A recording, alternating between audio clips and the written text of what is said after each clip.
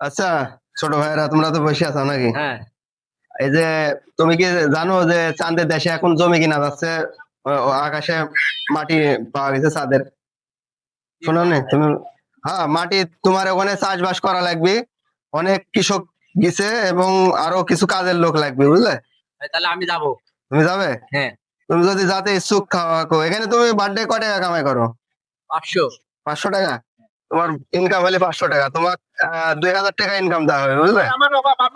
ভাই ভাই ভাই, তুমি তো একটু মোটা মানুষ হলে ওখানে লিভিং নাকি আমার পারবে? অনেক চাষবাস করা লাগবে ভাই, ওখানে খাটনি করা লাগবে, আলু চাষ করা লাগবে ওখানে। তাই?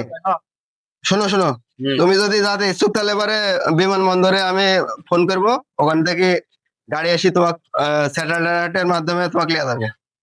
তুমি এখনই যাবে বাড়ি, মানে করার সুযোগও পাবে না। তুমি যদি মারা যাও ওখানে, তাহলে পরে সরকার থেকে তোমাকে পুরস্কৃত করা হবে। কিন্তু তোমাকে একটা বিষয় কি, এখন যা তুমি বাড়িতে যা করবে ওইটি চান্স পাবে না। এখন যদি তুমি বাড়িতে করতে যাও, তোমাকে বাড়িতে নাও যেতে পারে। এখন তাহলে চলো আমার সাথে। হ্যাঁ, যাবে? আসো। এই যে পাওয়া গেছে, দুইটা লোক পাইছি চাঁদে লিয়ে যাওয়ার লাগি। এরা চাঁদে যাওয়া ইচ্ছুক।